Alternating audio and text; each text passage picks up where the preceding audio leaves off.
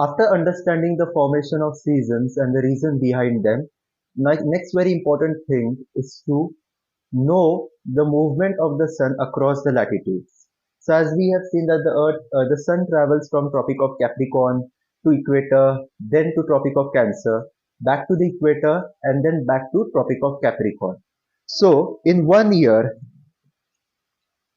that means in 1 year, the sun passes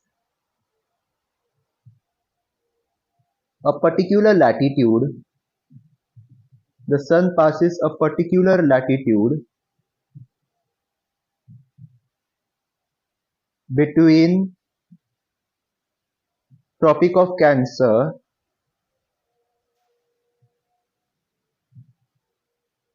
and Tropic of Capricorn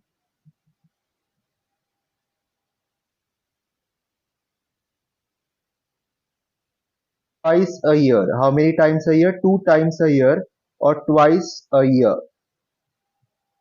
Okay, so in 1 year, that is 1 year which is made of 4 seasons, in that 1 year, the sun will pass a given latitude 2 times, provided that latitude should be located between 23.5 north and 23.5 south latitude.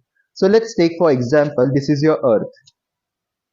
Okay, this is your earth, and then we have the equator,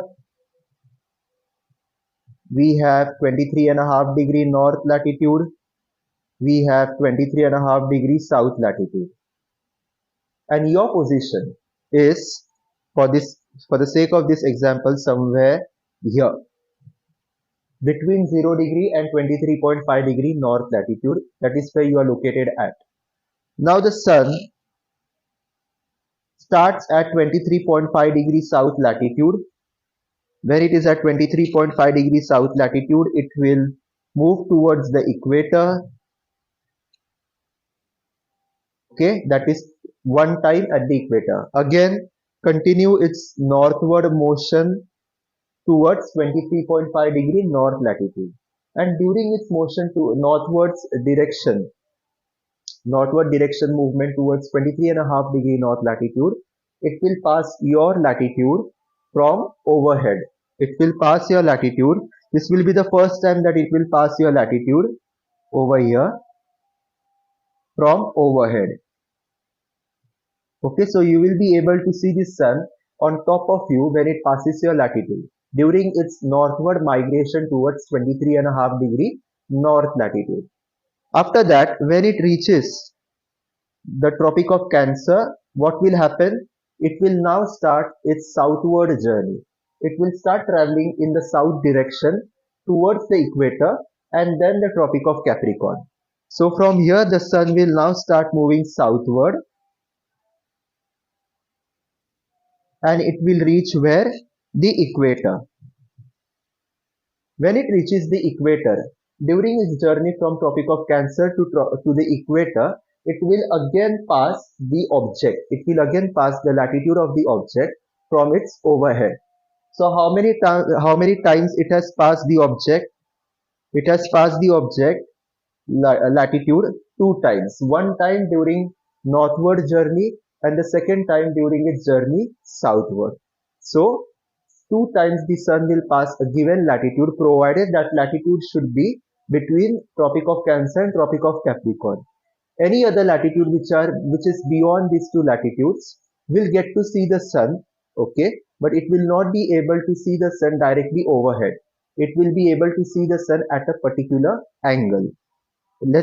For the example, this is your earth, okay, this is your earth. So if you are within, whenever you are within Tropic of Cancer and Tropic of Capricorn, okay, your latitude within these two main latitudes, you will be able to see the sun directly overhead you.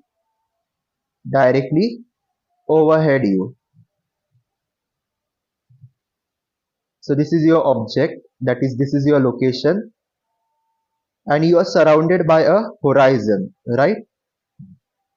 When you look in front of you, there is a demarcation line between the earth and the and the sky around you 360 degree.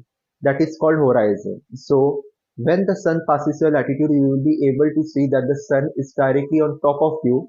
Okay, we call that zenith. So we will look at that. So 90 degree angle, you will be able to see the sun on directly on top of you. So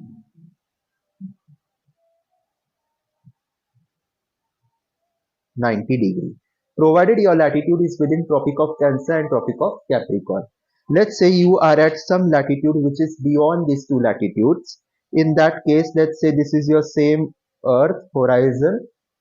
You will be able to see the sun not at 90 degree but at some smaller angle. You will not be able to see the sun directly on top of you but at a smaller angle. So it will be somewhere here, let's say. Instead of being directly overhead, it will be at a acute angle. So this is your position with respect to the horizon.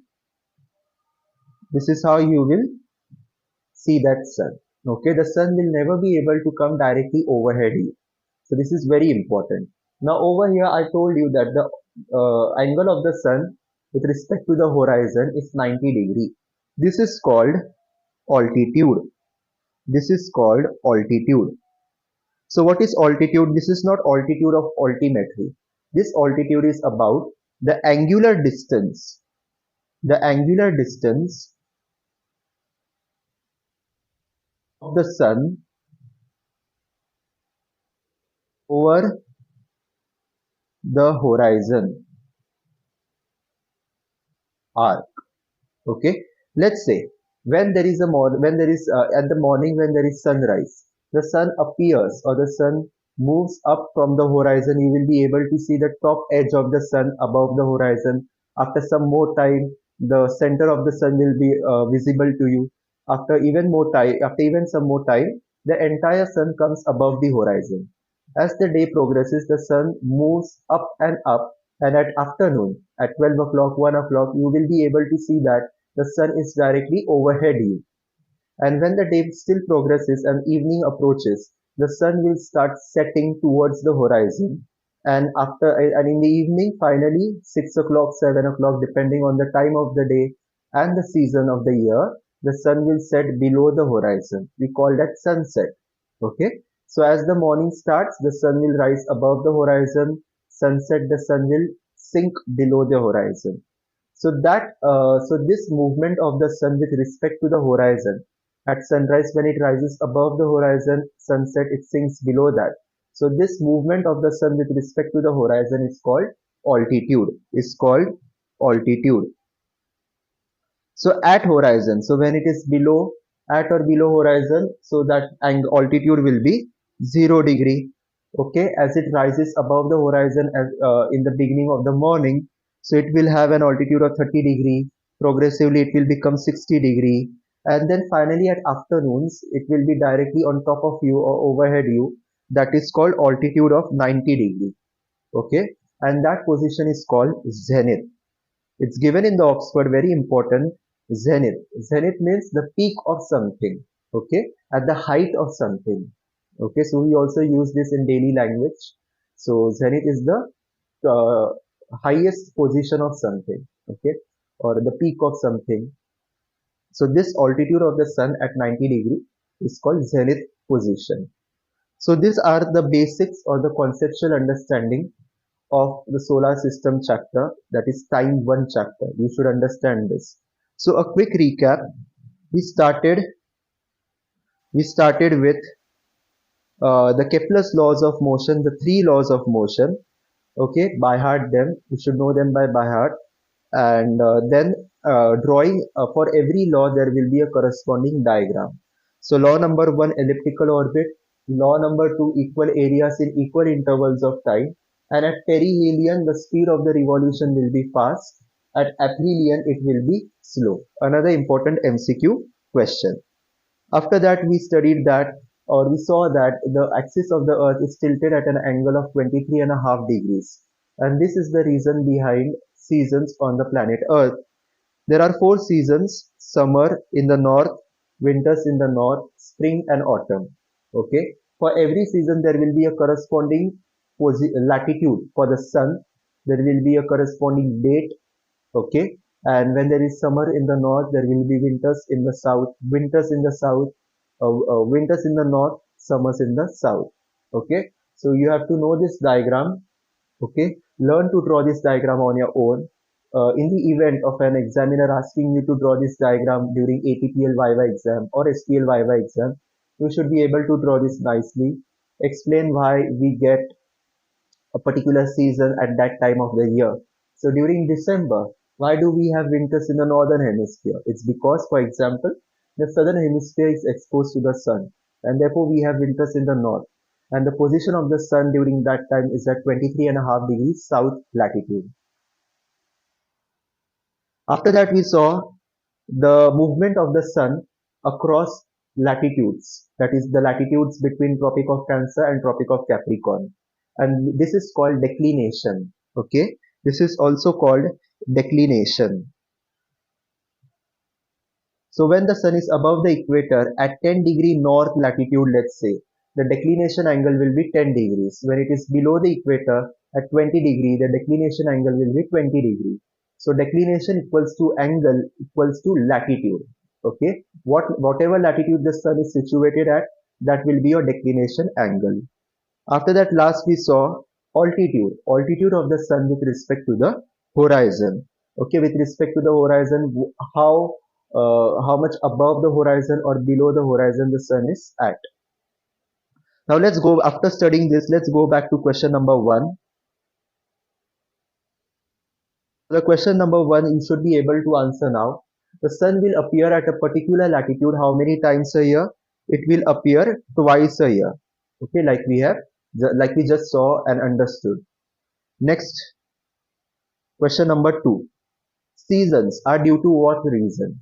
Is it due to Earth's orbit around the sun, inclination of the polar axis with the ecliptical plane, and due to Earth's rotation on its polar axis?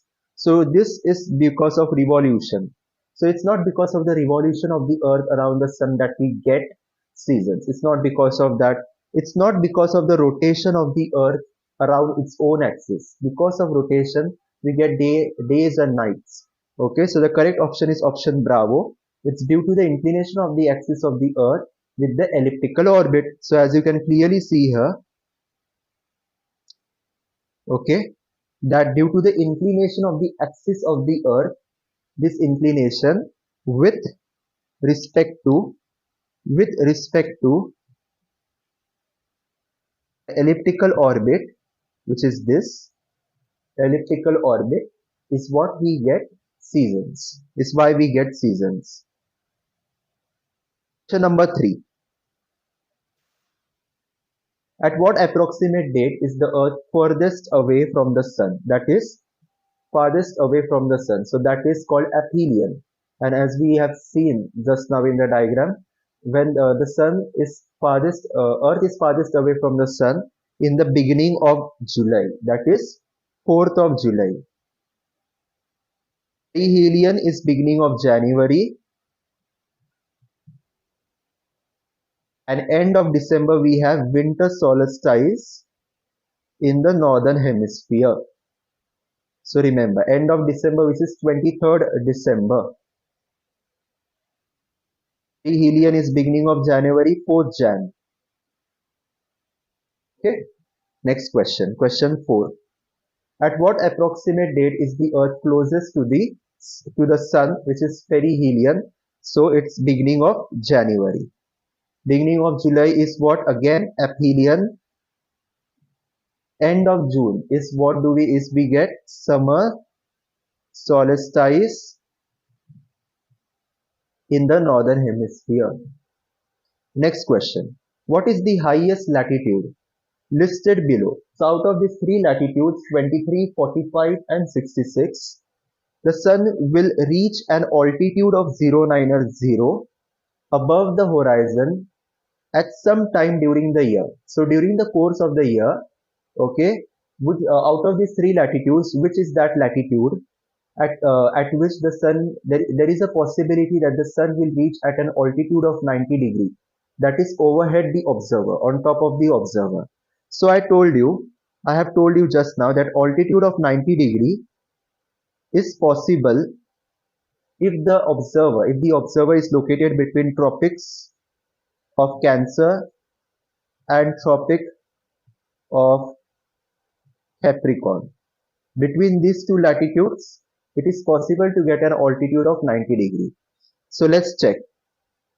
So the highest latitude. So it is possible to get this altitude of 90 degree between 23.5 degree north and 23.5 degree south. So let's check. 66 is beyond 23.5. So that is an incorrect answer. 45 is again beyond 23 and a half. But 23 is the possible latitude or possible angle. Okay. So 23.5 is the maximum. Beyond 23.5, that means any number more than 23.5, you would not get an altitude of 90 degrees. Therefore, we have eliminated 45 and 66. Which is the highest latitude at which the sun will rise above the horizon and set every day. So that means it should rise above the horizon. There should be sunrise, and on that particular day, same day, there should also be a sunset. So what latitude, what is the maximum latitude at which this event will happen every day without fail? So that latitude is 66 degree latitude. That latitude is 66 degree latitude. So I will explain this to you. So this is your Earth. We have the equator 0 degree. We have Tropic of Cancer 23.5 north, and then we have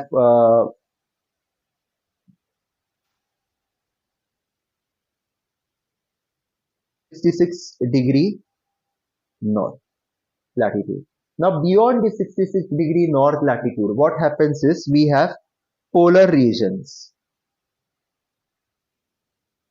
Okay, very high polar regions, very high latitude, 67, 68. So these latitudes are very close to the North Pole. Now when we have summers in the northern hemisphere, that is on 23rd of June, when the sun is situated at 23.5 degree north latitude, what happens is that we will have a 6-month duration. We will have 6-month duration summers daytime in the polar region, that is latitudes extending from 66 north to 90 degree north. So between these two latitudes, all those places between these two latitudes will have 6 months of daytime. So during these 6 months, okay, during these 6 months, there won't be night time in the places between these two latitudes. So 6 months back to back continuous summer daytime. So there is okay, full 24 hours there will be day, there will be sunlight, there will be sunshine. Below 66 degree north latitude, between 0 and 66, we will also have summers, but we will have longer days. We will have longer days. Due to summer season, we will have longer days and shorter nights. But between latitudes of 66 and 90 degree north, we will only have days. There won't be night. Okay. So this is because of the summer season and the latitudes. Because of these high latitudes, and the sun rays reach at a slant angle between these two latitudes, and because of that, the sun is always above the horizon. The sun is always above the horizon between these two latitudes. But below this 66 north latitude, the sun will rise above the horizon, and at evening time the sun will set below the horizon. So there will be a regular sunrise and sunset. But again, above this, there will be only sunrise continuing for a duration of 6 months. Similarly, in the southern hemisphere, when we have summers here, in the south hemisphere we will have winters. So extreme southern latitudes, that is beyond 66 degrees south latitudes and 90 degree, 66 to 90 degrees south latitude, we will have a 6 month duration of winters or night time. So for continue back to back 6 months non-stop, we only have night, we only have darkness. There is no sunrise, there is no daytime, no sunlight. Okay, so direct opposite of this is what happens in the southern hemisphere. So the answer to this question, okay, there should be sunrise and sunset every day. So the maximum latitude is 66. Beyond 66-degree latitude, there will only be sunrise and sunrise, no sunset, only daytime. Let's go to next question. So over here you can see that, okay, so in high latitudes, the sun may remain above the horizon all day. On or about June 21, when we have summers in the north, the sun will remain above the horizon all day at latitudes higher than 66. Okay, so here is the answer to your question. This situation is illustrated below. So as you can see, during summers in the northern hemisphere, the sun is continuously above the horizon. This is your horizon line. Okay, this is your horizon line. At some place over here, the sun comes very close to the horizon, but it doesn't go below that. It doesn't sink below the horizon. It is still above it. Okay, so this is what happens during summers in the northern hemisphere or southern hemisphere. So you have to remember this. Okay, let's go to next question. 66-degree north and June 21 are two important points. The angle between the plane of the ecliptic and the plane of the equator is approximately how much? So very important and very simple question. We have this earth, we have the sun,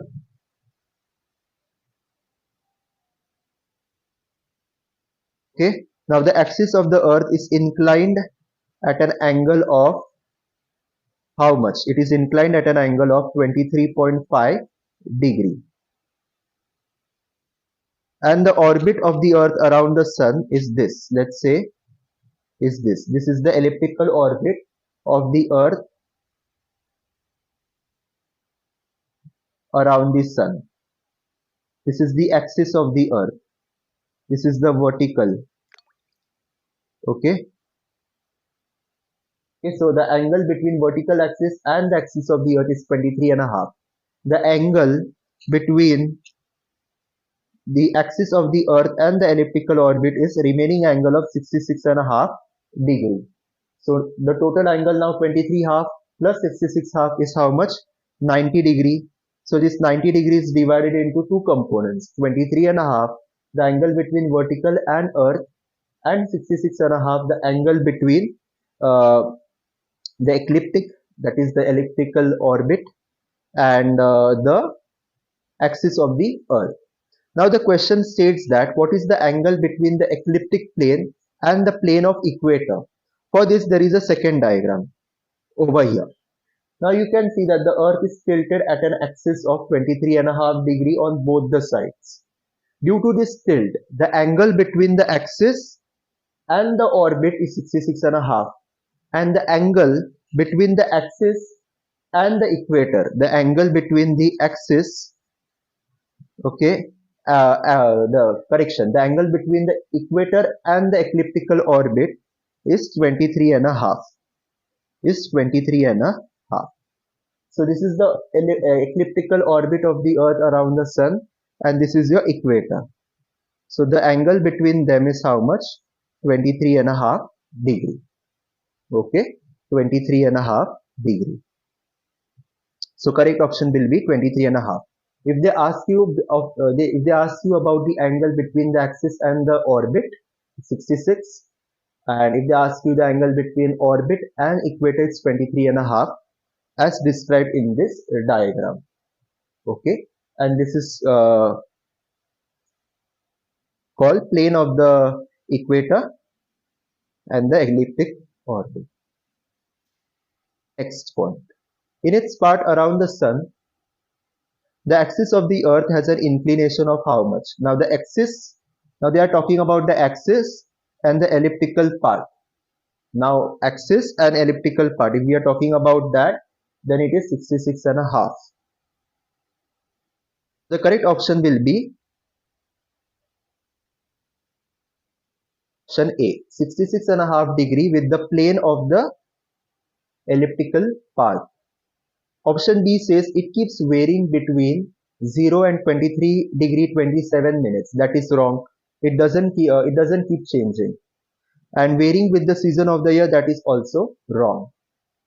Let's go to next question. The mean sun. Now what is the mean sun? Now we have two types of sun. The apparent sun and the mean sun. The apparent sun is the real sun that is existing in the solar system. But what is the issue with this apparent sun? This apparent sun, if we measure time with respect to the apparent sun, we will have what? We will have times changing. So 1 year will be 365 days. The next year will be more longer than that or shorter than that.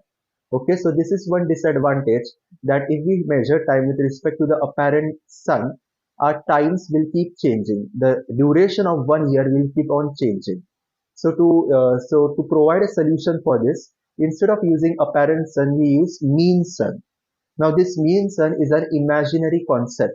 This is the sun which is existing in a clock or in our watches. Okay, that is when we follow the mean sun, we have a fixed duration, a fixed day of 24 hours. Okay, so it's an imaginary concept. With apparent with apparent sun, we will have apparent solar day, and that day may be 24 hours, maybe more than 24 hours, less than 24 hours. Okay, but that is inconvenient. And to provide a solution for that, we use mean sun, which has a fixed duration of 24 hours every day. Okay, the sun. So the mean sun is basically your sun in the watch. Apparent sun is the sun which is in the solar system. Okay, so and therefore we have a concept of leap year. Okay, so apparent when we measure time with respect to apparent sun, we will have some years which are some days which are longer in duration, and to account for that extra period of time, we use leap year, in which we calculate this accumulated time, and then when it adds up to 24 hours, we put an extra day of the year, that is 29th of February, in the month of February. Okay, to account for that. So the mean sun is only of interest to users of astronomical navigation, only of interest to them? No, it's of interest, or is beneficial to everyone. Moves with constant speed along the celestial equator, is the middle position of the sun. So correct option is option Bravo. Now what is they are talking about constant speed? Previously, we saw very much in the beginning that over here we saw that due to the elliptical orbit of the Earth around the Sun, at perihelion the revolution speed of the Earth is very fast. At aphelion it will be the slowest. Between these two positions, the speed of the Earth will keep varying. Okay, and due to this reason, we have different time durations if we consider our time with respect to the real Sun or the apparent Sun. But in case of mean sun, which is an imaginary concept, we assume that the sun is revolving around the earth, or the earth is revolving around the sun at a constant speed, or at the same speed, and that is why we have 24-hour duration every day without fail.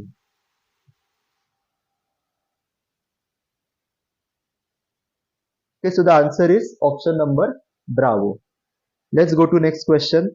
The direction of the earth rotation on its axis is such that the direction on its axis, and they are talking about rotation. So when you observe, when you look at the earth from the north pole, okay, so this is the side view of the earth. If you look at the earth from the north pole like this, the rotation of the earth uh, will uh, uh, will be anti-clockwise. Okay, it will seem anti-clockwise to you when you look at from the north pole, and the rotation will seem anti-clockwise. So the answer is, observe from the point above the north pole, the rotation is anti-clockwise. Any point on the surface of the earth will move eastward. Any point on the surface of the earth will move westward. So this is a matter of perspective. From the north pole it moves or rotates anti-clockwise. From the south pole it looks clockwise. So the correct option will be option number A. Option number A. Next, when the length of the day is measured with reference to the passage of the apparent sun. Now they are talking about the apparent sun, the real sun in the solar system. The length of the day will be the same every month. The length of the day will vary with the latitude of the observer. The length of the day will vary in the course of the year. So, option number C is the correct option. When we measure time with respect to the apparent sun, the length of the day will change from season to season. Okay, it won't be same any time in the month, and it doesn't depend on the latitude. So, depending on the season, okay, the revolution speed of the Earth around the sun will keep varying, and that is how we will have the length of the day changing with it.